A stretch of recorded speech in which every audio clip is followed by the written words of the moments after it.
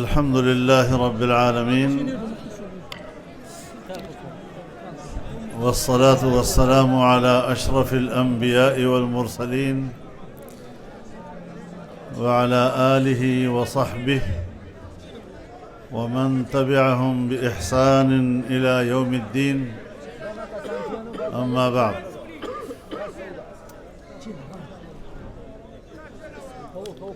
جناب صدر،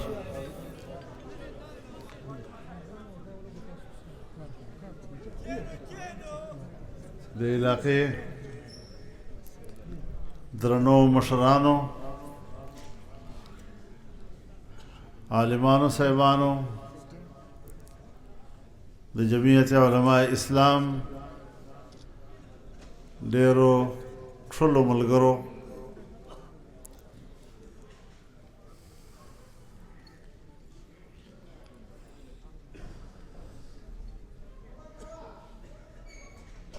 د تحصیل جماعت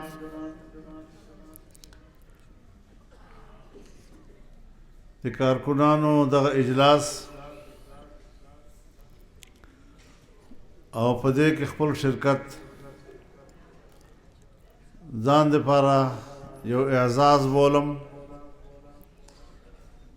الله دې خپل دین دپاره او د خپل دین په نسبت دغه اجتماع مبارک وګرځوي او په دنیا او په آخرت کې د الله تعالی د موږ ټولو د کامیابۍ او د نجات ذریعہ وګرځوي. زما محترم ورونو، یو وارې بیا انتخابي ماحول ده.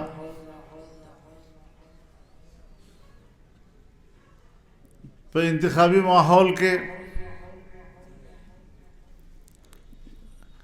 خلکو دا الیکشن، دا ووټ، دا خالص د دنیادارۍ یو منجس بولی، خو جمعیت علماء اسلام هغه د نظریه جنگ بولی.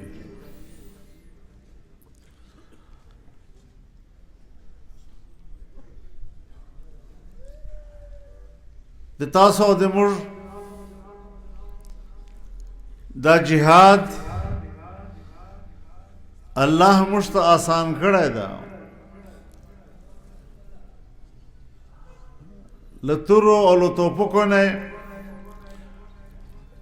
دا جنگ یوې پرچې ته راوستی ده.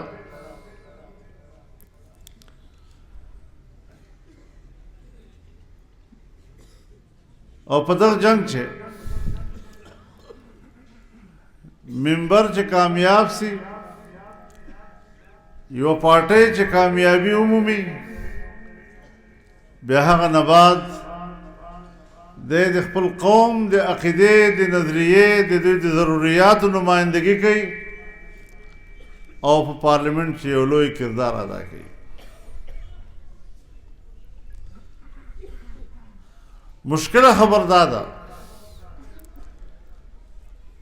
چې کما یو وړوکی غوندې ذاتی کار نه وسی، یو مسله حل نسی، په هغې خو زه مروریږم هم. په جمعیت هم سترګې پټې کړه، په دغې عقیدې په نظریې باندې هم سترګې پټوم، او په کور کې مرور کښېنم، یا بیا باطلې پارټۍ ته ووټ ورکوم له ډېرې غوسې، له ناراضګۍ نه، له ګیلې نه. لږ به په دغه خبرې باندې جان پویو. زما محترم ورونو،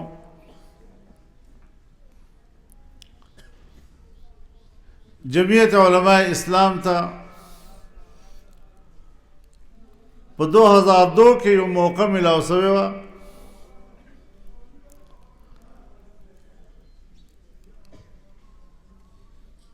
په هغې موقع باندې د پاکستان په تاریخ چې اول وار په ټولې صوبې سرکاري سکولونو کې تعلیم مفت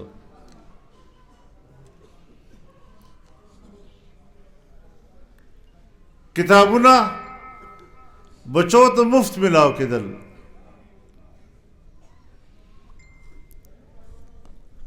او زه نن هم چیلنج کوم چې د یوې ضلعې یو تحصیل یو یونین کونسل سړی در چک سي او دا دې ووایي چې که غره په چوکې باندې هم یو سکول و او په اخ کې بچو سبق ویله یو لړکای هم له کتابو نه محروم پاته سوای زه نن هم چیلنج ورته کوم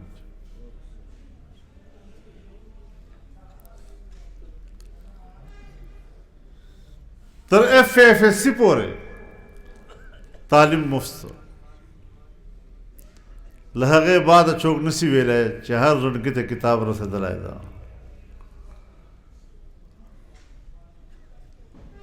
خو موږ د خپل دیانت چیلنج نن هم ورته کوو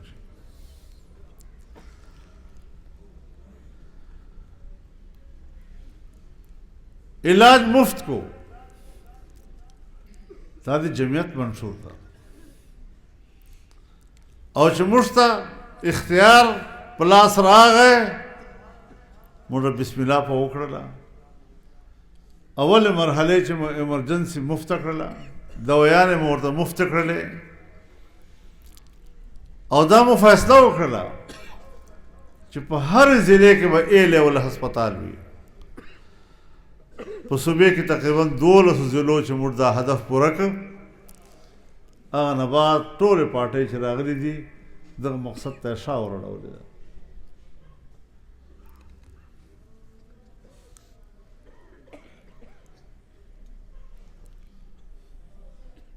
خلک مشکل کې مبتلا کړي دي خلک په غلاو عادت کړي دي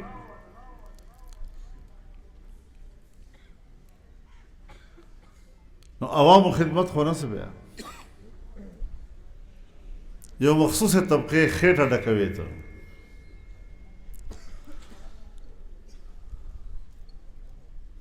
موږ علاقې ډېرې پسمانده علاقې دي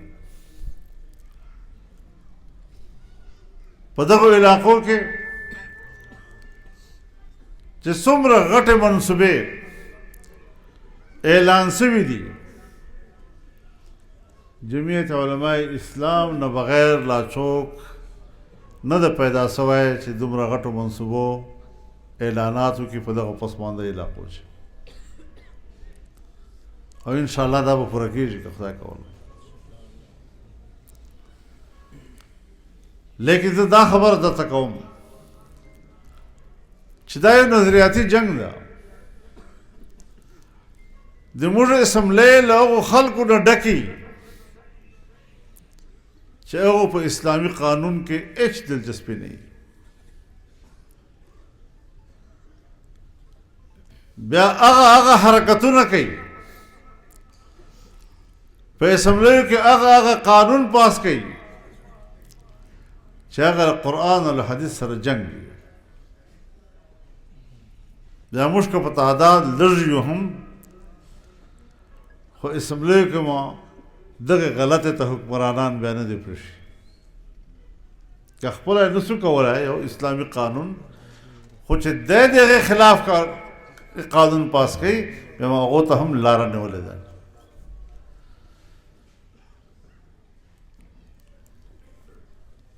وخت دوره گنجایش نه لري چې هغه تفصیلات ته بیان کړم چې په کومه کومه موقع باندې موږ باندې دغه امتحانات راغلي دي او الحمدلله موږ هغه په کامیابۍ سره سرته رسولي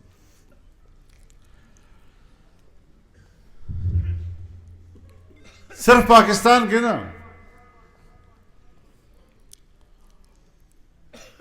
بلکې عالمي سطح باندې هم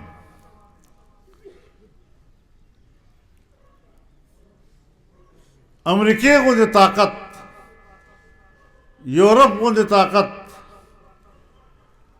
هغه په مقابله کې که چا د حق آواز پورته کړی ده نو جمعیت علماء اسلام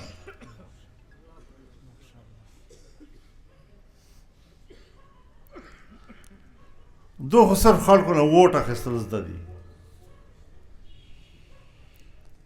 او بیا په درواغو مجلسونه یو وار مې بیان ورکړ زه امریکې له کرسۍ کوز کړی بیا چې لږ کې ورټینګ نسته وایي نه نه امریکې خو ما سره هېڅ بد نه دي کړي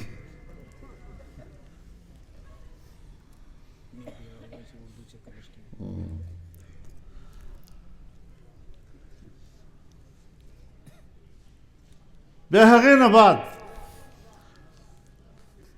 تاسو ته یاد دي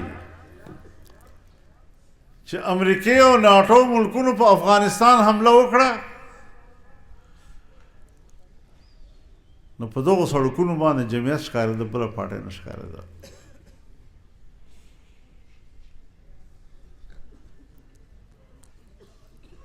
نن چې د پاکستان او د افغانستان په حواله باندې څه مجلسونه شروع شول او یقیناً به امارت اسلامی ته هم نقصان و پاکستان ته به نقصان و 20 کاله کوم خلک چې امریکې خلاف په مورچې شو جنګېدل د هغو قربانیو ضایع کېدل او بیا پاکستان غوندې ګاونډي هغې سره مشکلات پیدا کېدل بیا په دغه موقع باندې هم که میدان تر وتلی یو چې په افغانستان کې امارت اسلامی هم محفوظ و مستحکم سي او پاکستان هم یو ملګری افغانستان ځان ته پیدا کړي ټول حکومتونه په افغانستان کې دا د هندوستان ملګری و د پاکستان په مقابله کې لیکن انشاءاللہ اوس به یو پاکستان دوست افغانستان موږ ته په لاس باندې راځي او دغه محاذ باندې چې کوم خدمت د دواړو ملکو کړی ده الحمدلله موږ د الله شکر ادا کوو چې هغه توفیق الله تعالی موږ ته راکړی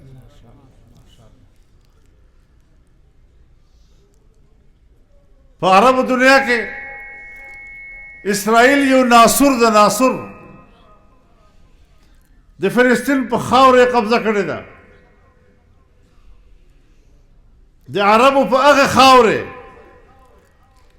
چې نبی علیه الصلاة والسلام وفرمیل اخرجوا اليهود من جزیرة العرب چې دا یهود د عربو له جزیرې نه بار وباسو نن دا د مسلمانانو په منځ کې په زور او په جبر باندې ملک جوړوي د برطانیې په تایید باندې دا ملک جوړوي د امریکې په پشتپناهۍ باندې دا ملک جوړوي یو ناجایزه ملک او زه تاسو په دې خبرون چې د پاکستان قرارداد په 1940 کې جوړ شو 1940 کې پاکستان قرارداد کې دا خبره شامله وه چې یهودیان د فلسطینیانو په خاوره باندې قبضې کوي هلته خپل کلي آبادوي د یهودیانو په دغه خاورې باندې آبادکاري موږ مخالف یو دا جناح صاحب په 1940 قرارداد کې دا خبره اچولې وه او بیا چې کله اسرائیل جوړ سه په 48 کې نو اول پاکستان اعلان وکړی چې دا د برطانیې ناجایزه اولاد ده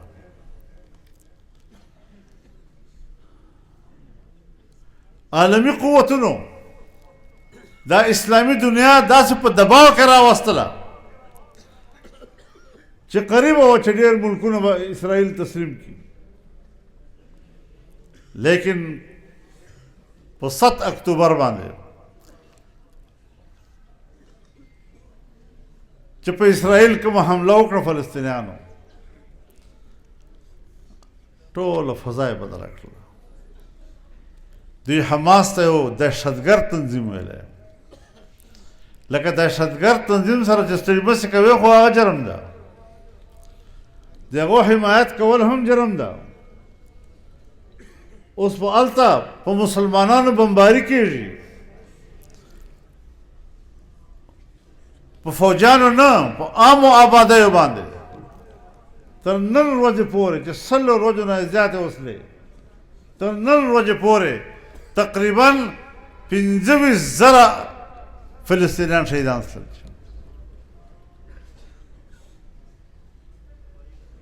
70% په هغې کې وړوکي بچي او ښځې دي. او دغه امریکا او مغرب دا اوس نن موږ ته اگر انساني حقوق رسوي، په عامو آبادیو باندې بمباریان روانې دي او امریکې غوندې طاقت او د یورپ غوندې طاقت حمایت کوي. دا خو جرم ده، جنگي جرم ده.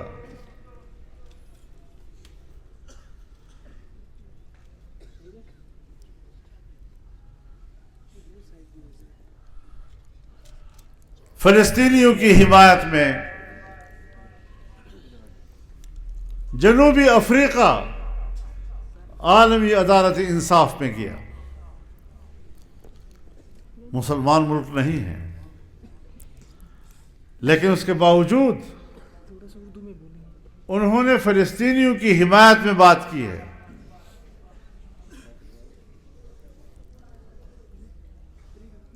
اس موقع پر اللہ نے ہمیں یہ جرت دی اور ہم ڈنکے کی چوٹ یہاں سے گئے اور قطر میں ہم نے حماس کی قیادت سے ملاقات کی اور دنیا کو بتایا کہ ہم یہودی کے مقابلے میں مسلمان کے شانہ بشانہ کھڑے ہیں اور اس میں کوئی حجاب محسوس نہیں کر رہے. نعرہ تکبیر! اللہ اکبر! قائد تیری جرت کو سلام ہے، قائد تیرے بصیرت کو سلام ہے. نعرہ تکبیر! اللہ اکبر!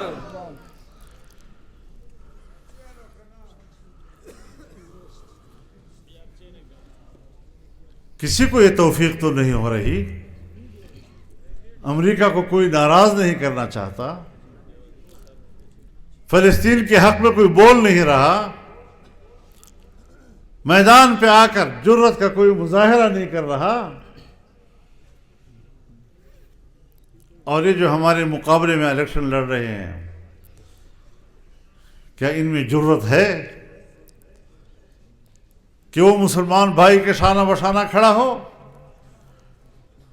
یہاں تو پاکستان میں پارٹیاں بنی ہیں اور یہودیوں کے ایجنٹ بن کر سیاست میں آئے ہیں. تو یہودیوں کے ایجنٹ کا مقابلہ پہلے دن سے ہم نے کیا ہے اور ہم نے ان کو چاروں شانے چت کر دیا ہے.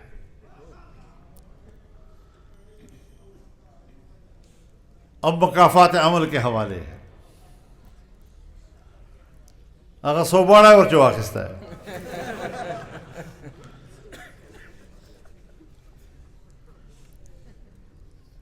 دغه سے دے اللہ تعالیٰ چوک نہ در بدر رکی لکے تو اسی در بدر رسل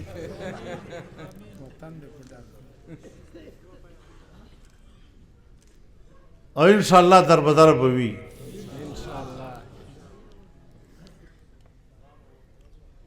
خلا پاتا دی سمرے بجو بسے رکھ لو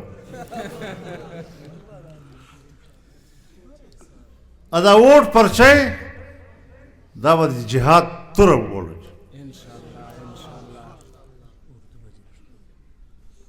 آسان جہاد اللہ تعالیٰ مشترہ کڑے دا اور پا آگے چلے امور دارے دارے کو بھی.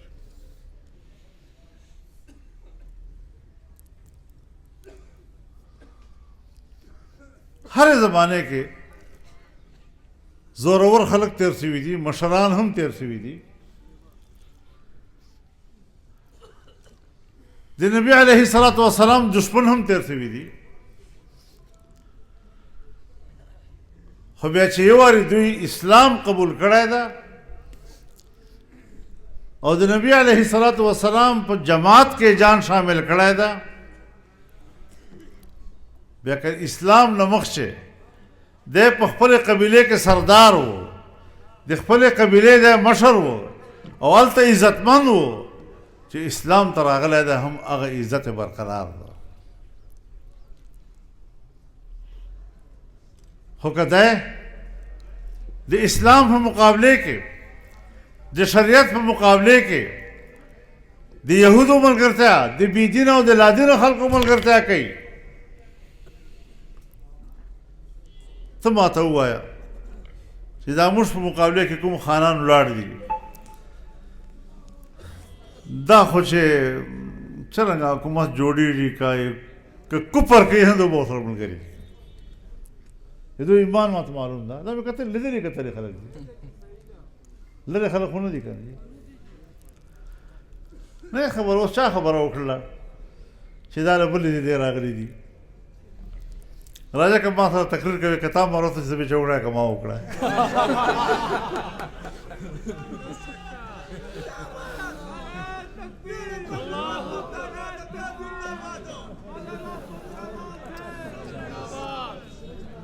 ته دې په ملاکنډ کې د الیکشن کوې، یاد به دي؟ هلته موږ شکست ورکړی و. ته دې ورې په ټانک چې داخلې کړه، ته دې په خپلو داخلو نه شرمېږې پردي چې شي، ورې ملاکنډ ته پسې ځې. او ما خو دلته خپل دي، ما خو عزیزان دي، ما خو خپلوان دي. ته ما څرنګه له دغو خلکو نه لرې ساتې. ته 5 کالو بعد پېښور نه یوه ورځ پار راځې، او زه دغه علاقې چې همیشه اوسېږم. نو دو خلکو په دغه میدان چې دو ته شکست ورکول، دا د اسلام تقاضا ده.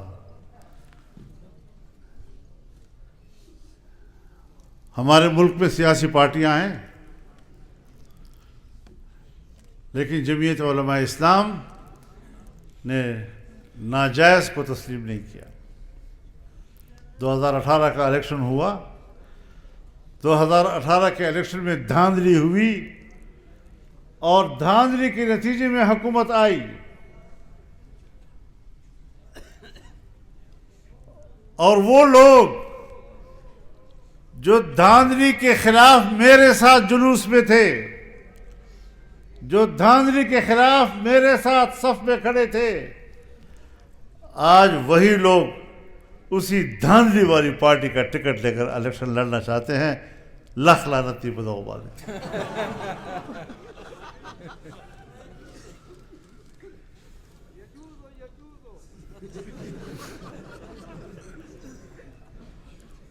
چون شرم حیاوي چیرې دي؟ اوس په دا یې موږ مقابله کوي. بیا به خلکو ته وایي چې جمعیت ته زه ښه یم. مدینې منورې خلکو خو دا اعتراض نه وکړی چې نبي علیه الصلاة والسلام له مکې نه رالی، آج په مشکل نبوت کوي. ها یو سړی په خفه و، د مدینې یو سړی په خفه و چې دا حق خو یې با و، دا څوک له مکې رالی، د پیغمبر یې دعوه یې وکړه دلته. هغه و عبدالله ابن ابی د منافقینو سردار. زه چې د اسلام خبره کوم، چې زه یې ورې په فلسطین چې کولی سم، چې زه یې ورې په افغانستان چې کولی سم، چې زه یې ورې په عربستان چې کولی سم، بیا په خپل لکي مروت چې د اسلام خبره نه شم کولی. مسئلې به زه درته کوم، ته به مسئلې نه درته کوې، ته جاهل یې.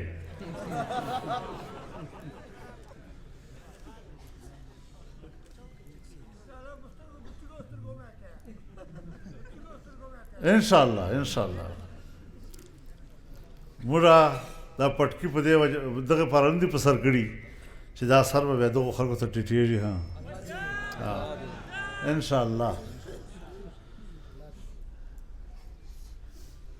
انشاءالله دین عزت به هم ساتو، دا د پیغمبر جنډه ده، دا به هم اوچته ساتو، کتاب نقشه به هم کامیابو، او په دغه میدان چې به انشاءالله بھرپوره مقابله کوو. دغه میدان چې برادري، قومیت او دا شیونه دا اول نه دي، عقیده او نظریه اول ده.